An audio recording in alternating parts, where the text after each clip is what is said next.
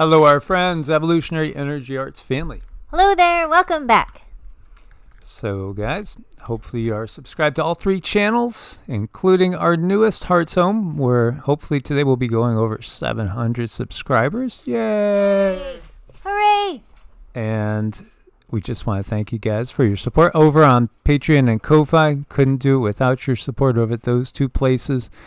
We see astronomers find rare Earth mass rocky planet suitable for the search for the signs of life. Yes, a newly discovered exoplanet could be worth searching for signs of life, so says lead astronomer Diana Kosakowski of Max Planck Institute for Astronomy. Described a planet that orbits its home star, a red dwarf, Wolf 1069, in a habitable zone. Now, the reality is they found tons of them. They've found tons of them officially. Many different habitable planets. In fact, they recently found one that is more life-suitable than Earth is categorized and quantified and qualified for. So, this is nothing that's really a surprise. It really should not be a surprise. No, I mean, we've been seeing these planets for quite a while. We've been talking about them, that there are external planets, and there would be a slow but steady release of information because they can only hide it for so long. It's a big circle. Well, in reality, it's a spiral.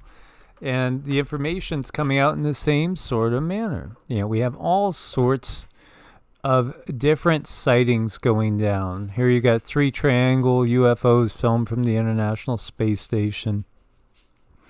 Now, when you see these triangles, again, more often than not, as has been what we have gotten from the impressions of the life on these vehicles, they literally do have humans and non-humans on them.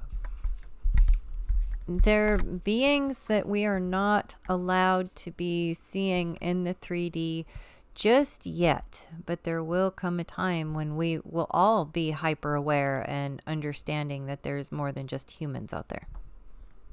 But see, we understood this in the past. Why did we lose this knowledge? Well, it's the control system. Because those keepers of the ancient knowledge have been persecuted and eliminated. And this is what they do. Then they constantly rewrite the history. The history is being rewritten right now. When I was looking at maps to show you historically how on the last video, which we've touched on before, there's been time periods when the Ukraine didn't exist. There's been time periods, where certain empires just came and went. The map's always changing, and it's literally always changing. They're getting revised now. This is what I'm seeing, too. I'm seeing new dates and things where these maps say they were revised recently. Well, why? Why are they revising? Because they're always rewriting our history. As we've been sharing, we are always living in the end times. We just, here we are thinking, wow, we're at the end of the age. We're in the end times. Well, it is exciting times to be alive. Yeah, but, our other generations have thought the same thing. And in fact, the end times, they've been an ongoing procedure, so to speak. Because what do? They keep a certain number of humans on the planet. They keep those humans in the dark, where they don't realize what's really going on this planet.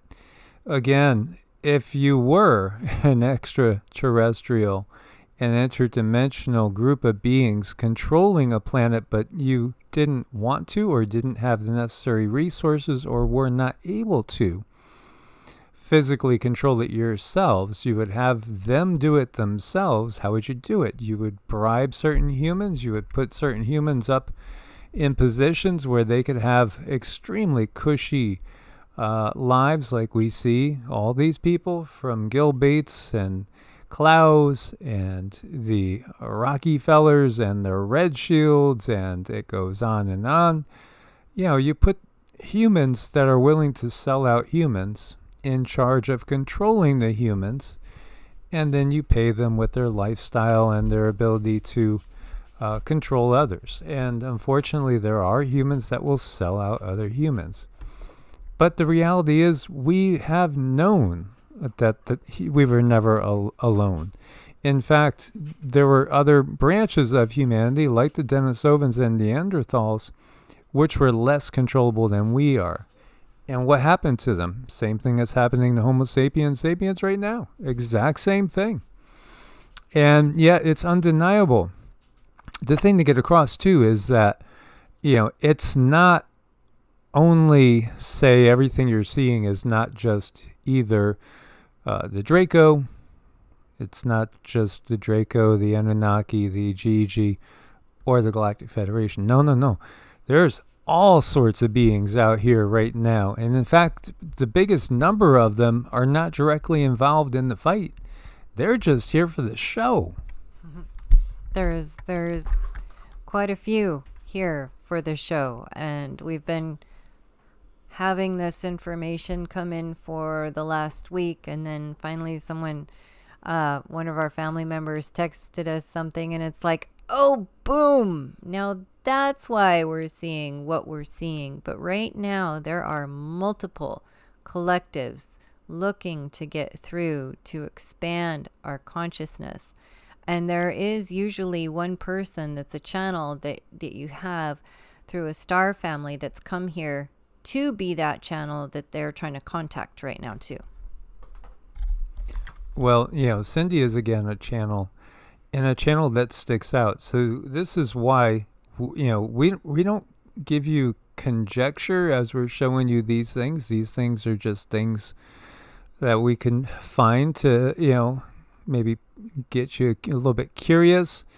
And what we say doesn't hinge on the fact that any of these videos are either fake or legitimate, because we know firsthand, and this is just part of who we are and our purpose. And we've had interactions, I don't even know, we'd have to sit down and try to list them, with dozens of different extraterrestrials and interdimensional beings. And no, they're not all demons, fallen angels. Again, that's like kindergarten thinking. It really is. We have to, shed ourselves of this true Stone Age thinking of, everything's either fallen angels, demons, or God that's up there in a cloud. There's a lot more to this. And whether we want to call it universe or multiverse, because our entire universe is just a cell. It's just one tiny little cell in the all. And we're not alone. We've never, ever, ever been alone. And it's been openly acknowledged in other ages. I mean, you wouldn't even try to start to hide the fact, because there's so much interaction between different species with intelligence. So this is Mary Hall. Rich sent us, hey Rich, sent us a video Mr. MBB did a couple days ago. So she's just running the live feed from the ISS, the International Space Station. And, we don't have permission to replay her doing it, so we won't. But I'll give you guys the links. And all you see is, you'll notice a lot of lights that are out there that will drift by. Some lights are twinkling. Other lights all of a sudden just come in at a speed that's way beyond what most of these are traveling at, and just whew, but then something else will come by and go whoosh, and then something else will kind of meander and maybe do a little one of these. Oh, that reminds me of that guy that was filming. Hey guys, look at that shooting star. Just stopped. Oh, yeah, that was great. But this is the cold hard truth, and it's fine. It should be reassuring. And Cindy's got info that she's going to share with you a little bit more about this. Yeah, absolutely. We could blame everything on Elon Musk's Starlink satellites, as we see different colors out there, different shapes, different patterns. One of the things that Cindy came and got across was some of our star being family out there, when they travel in their ships, still travel literally in the formation that represents the stars that they come from, to let people know we're the Syrians, woohoo, or hey, we're from Orion, or hey, we're Pleiadians, or hey, whatever it is. Right. They communicate in different ways. So if you see a group of, ships or whatever, if they're in a certain pattern, they're speaking to you. They're saying we're from this constellation. We're from that constellation. And that's something that for them, it's all common knowledge. Then it's like they're talking to each other because they all just know. It's that knowing that we've been talking about. And there's so many different collectives that are coming to watch and coming to see humans and their evolution. It's like we are at such a pivotal point, and that's the word that's been coming through so much, is the word pivotal. All of this is pivotal for human ascension, for us, for our journey.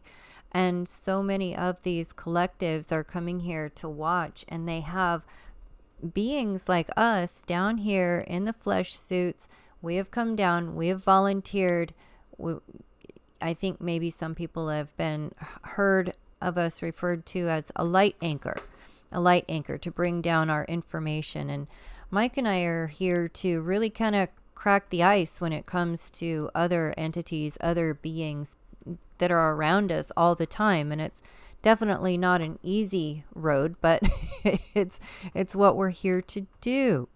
So this is what's going on. And there's probably, within your star family, there is a channel, and it could be you. It could be you being that channel to receive information from all of these beings that are coming here to watch, bringing you that personal information that you need for your journey, bringing you upgrades so that you can then touch other people with these upgrades and this light and this information.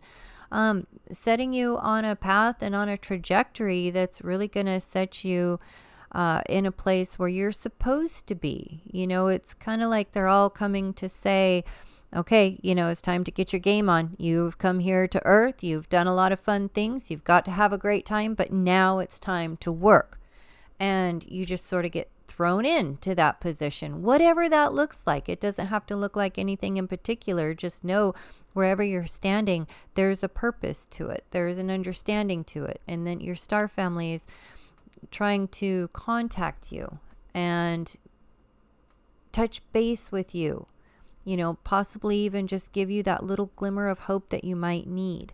One of the things that came to me when I was in my very first stages of awakening, I saw a very large star being just fall down right in front of me in the shape of a diamond. And as soon as it hit the ground, it disappeared. But it was huge. It was probably 10 feet by 10 feet. It was just huge. And that was part of my star family saying, I'm here. We got you. We're watching you. Just, it's time for you to go to work now.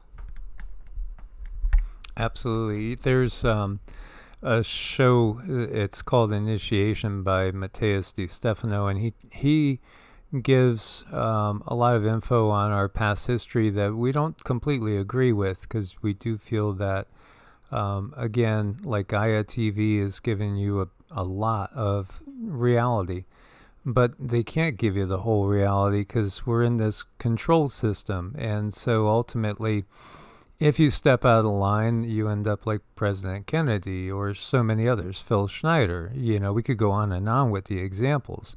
Been a lot of examples. So, their purpose is disclosing, because it's not too far off. Again, we get that we're probably 12 years away from openly seeing these giants. Now, there's many different giants, many different giants. And so the ones he calls the Nemnir, which are more your kind of Nordic frost giant type of beings, They were one of the last ones that came to us. We've had 3 different groups of extraterrestrials that we haven't had contact with before in the last week come through. One group, very, very high vibrations. This is not the giants that we're talking about. These beings feel like 7th density, and they are a collective, but there's only 7 of them. And, they are truly light beings, and they do feel very, very benevolent, and they are going to be staying in contact with us. On the other side of it is we have that giant group, which are probably somewhere in the middle or upper mid of 4th density. So these beings are not far off from us. They're really not far off from us. And Cindy was able to view their planet, and it was very nice. It was kind of Earth-like, it wasn't anything bizarre by any means. Not any place that you would be like, oh my God, terrified of viewing. No, and it seemed like they had found peace, balance, and harmony. That's what we're lacking. We're never going to have peace, balance, and harmony under the leadership that's on this planet now. Those beings that I saw their planet, and it was very clean. It was very pure. They were obviously living in a way that was very symbiotic to the land, where it's give and take, and not just take.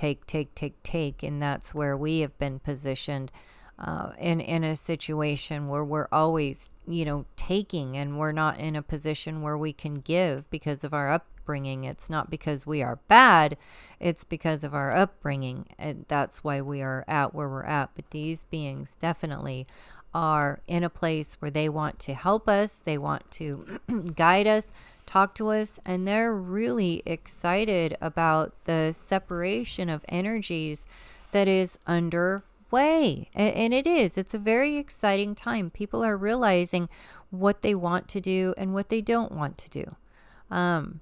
And then we need to act on that, because if you just sit on this information, ultimately it starts to dig away at your 3D body. But it is that time where the separation of energies has definitely occurred, and we get to decide, which side of the fence do you want to be on? I want to remain organic. I want to show my respect to the earth and have her allow me to heal as well, vice versa. It's all about the symbiotic nature of everything, and how beautiful that can look, and how really effortless it can be. I mean, this is a place where we are to come and understand things, have experiences, learn things, learn about our emotions and what they're truly used for, instead of allowing other beings to take advantage of us, trigger our emotions, and feed off of our emotions. That's not what we're here for. When we were out in New Mexican desert, we did have visitation from the ant people, and I would say middle 4D to like upper 4D is what they feel like. Yeah, they were also extremely symbiotic, and whenever you see that, but you see this solid form, that's right about where we're at, middle 4D to upper 4D. These beings were very kind, very straightforward, very, stepped up and say, well, if anything happens, we'll take you from here. And that was very kind of them to offer us into their world. That's not something that everyone gets to experience, but they offered us. And I can only think it is because of the energy work and the light working and the mantras and meditation. You do put off a certain frequency, and these beings know what you're all about, because there is no lying on that end of things. No, and that's why, when you have it put out there by some individuals, so, well, maybe you're talking to demons and can be fooled. No, when you're reading energy, you're reading energy. So it's really clear. I mean, at the same time, in New Mexico, we had some encounters with some pretty nasty things, and in Nevada, in the Nevada desert, when we had that piece of land right across from the base, Nellis Air Force Base, Area 51, we had encounter with a chupacabra type thing, and I don't know if you would even really classify it as that, because it feels a little bit bigger than what's typically described as a chupacabra. It was heftier, but it was nasty, and it was more upright. And I was in the camper. Cindy was out about 40-50 feet away by the campfire, and she screamed, and I come running. And then the next morning we found footprints that, if you can see the foot in this thing, that's what the footprint looked like. But it was big.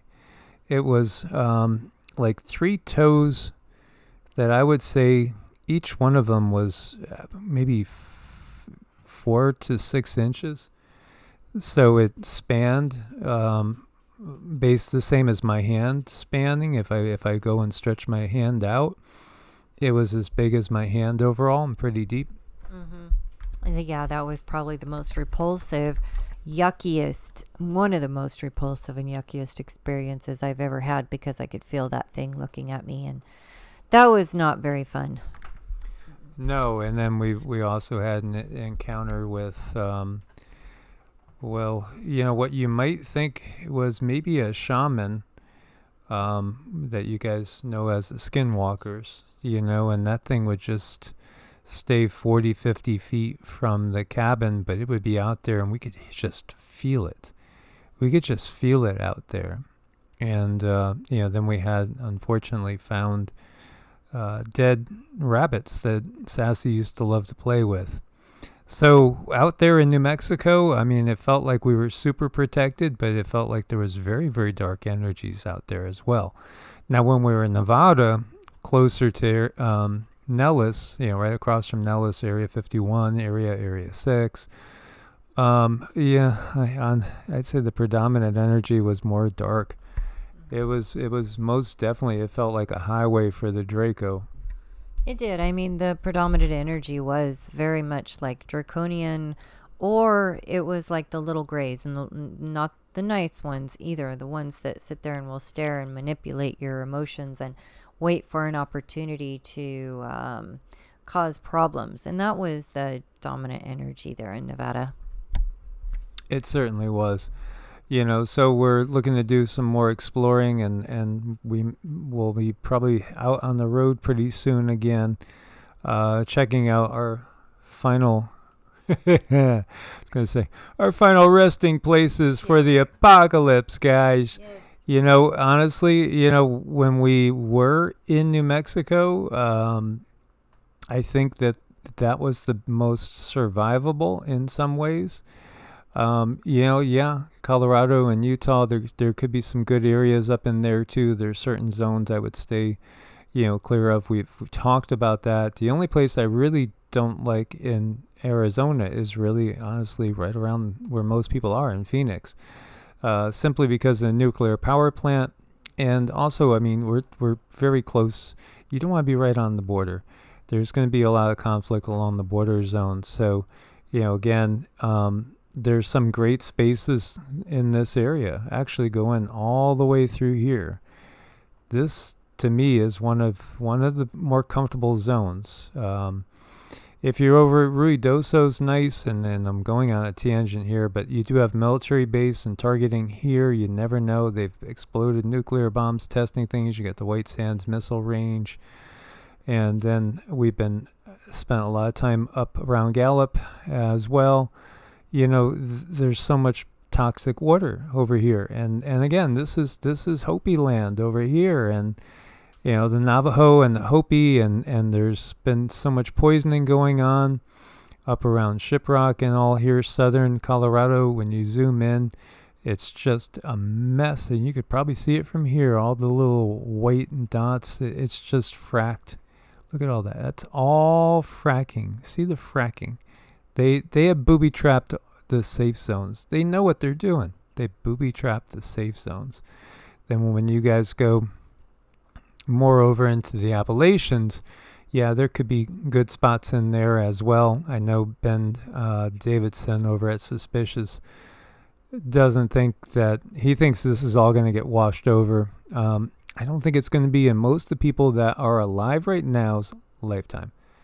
We don't think so. No, your biggest threat to your survival is the war that's coming and the plagues that they're dropping. Those two things are a far bigger threat at this point of time than, than a tsunami from the pole reversal and the crustal displacement. Honestly, right now, I would say, okay, take your battles one at a time. Definitely survive World War III, survive all the plagues that are coming out, and then think about where you want to be for the pole shift and crustal displacement, perhaps. But take it in that order, because, again, it could be that just Cindy and I, we're not going to live to that point in time, because we don't see it in our lifetimes. Now, again, I'm an old guy. She's a little bit younger and a lot cuter. But and it could just be that I'm not going to be here at that point in time, and she's not going to be here at that point in time. Maybe you're going to live to be 150, and that could happen. Absolutely could happen. What the guides have said, please, just, you got to be so weary in these times.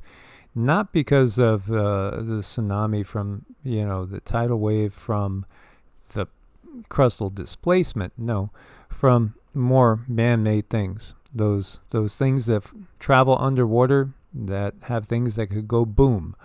Yes, and just troops too. Because, I had visions of troops just flooding into this area and making their way up. And, I had clear visions. And in my vision, one of them, I was right there. And I was helping a mass of migrants, refugees. People were flooding out of areas like Naples and Fort Myers and moving on foot.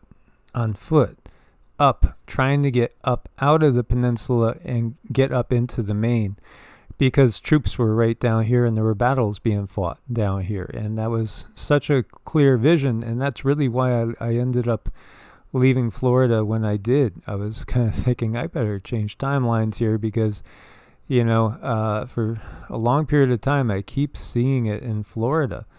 And now, of course, we understand that Nicaragua, Cuba, and Venezuela, this triangle right here, this is a great launching pad. And then who's in charge of the Panama Canal? China is, as I get off on a tangent again. So again, when you're thinking about your safe zones, the guides always show Cindy the middle of the country is what she's always getting, is the middle of the country is going to be safer. And yeah, you might have some good spots in the Appalachians, because they are very heavily wooded, a little bit higher altitude, easier to hide in the mountains. But you do have the vast majority of the population over here too. So you're going to have 8 million people in New York City. You're going to have Philly is one of the largest cities in the country as well. So there's so many people that are going to be flooding into this area. And of course, everywhere has its challenges, as we said, fracked all over the West. And then also, so much of the West is literally owned by the government. 85% of the lands in Nevada is owned by the federal government. Wyoming has less people than Alaska does. Alaska's much bigger, but still, Wyoming has so few. But again, it's so much of it is national parks and areas that are owned by the government. Plus, I do feel that there is going to be military that comes in to take care of all the missile silos and the like. So now we went off on that tangent. Again, the biggest key is realizing this is a ride. This is a ride. This is a temporary thing. So the body, that body might not be any useful anymore at a certain point in time, but you still are.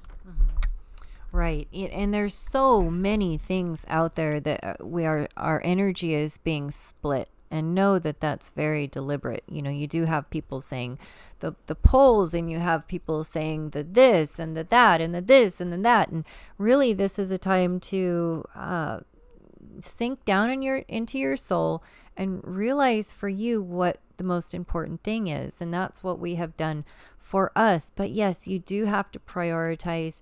You got to choose your battles. If you're splitting your energy, it's just going to weaken you. So find out what is important for you? How are things going to pan out for you? And we can always go within and find that for ourselves. So it's a really great time to be alive. A lot going on. We are going to be able to see, like in the way we want to see 3D tangible, more and more and more of these extraterrestrial, interdimensional beings that are always all around us. It's just a matter of choice. Do you really want to see them? Are you ready to see them? And sometimes that's kind of up to higher self, because you might not be seeing them because higher self says, no, you're not ready yet. You're just not ready yet. You need some more time. Trust me. But it's coming, guys. It's coming. Yeah, so just to, give a few things that might not have been addressed, how would I feel if I was in Maine? Pretty good. Pretty good. I would just be very aware of staying warm. New Hampshire and Vermont again, and upstate New York. There's lots of places up in there that would probably be pretty safe for the most part. Again, stay away from military bases, stay away from nuclear reactors. Just be aware of your surroundings. And West Virginia, there's definitely cheap land there. Very heavily wooded, again, really kind people. Same thing going over into Kentucky. Again, one of perhaps the best homesteading states. Again, very, very affordable. That would be another option. Tennessee is a place so many are going to. No sales, no income tax, which I love that idea. And, Texas has no income tax too. Part of the reason why we chose to be in the Texarkana area was just really because Texas felt better than many other states when it came to the freedoms with the plague upon the land. At this point in time, I'd like to be a little bit farther out. And so, what's that going to look like? Well, we're going to let Spirit guide us. Because again, the next time they try to instill, LOCK down, it's going to be a totally different set of circumstances. And I do think that there will be whole areas of the country, and maybe even the actual federal government just hands things over without really much of a struggle. Okay, you guys won. Oh, you're twisting my arm behind your back. Can you say, what's that term they use with boxers? Took a dive. Yeah, well, we're watching that. We're watching our own government basically take a dive, so to speak. It's all purposeful. It's all part of the plan as we understand the bigger picture. So again, find your own safe space. That place should be in your heart. Go within. Reach out to your star family, because again, they're definitely here to make some kind of a contact. Absolutely. And please do subscribe to Heart's Home if you haven't done that yet. The other thing I would say is when you go over to Heart's Home, make sure and use it daily. Come on over and use the healing meditation with biofield tuning. This one's for the liver, and there's another one that we did too overall, and the prayer to remove the power structure on the planet is powerful. Play that over and over again. Say that. As always, guys, much love, God bless, and namaste. Namaste.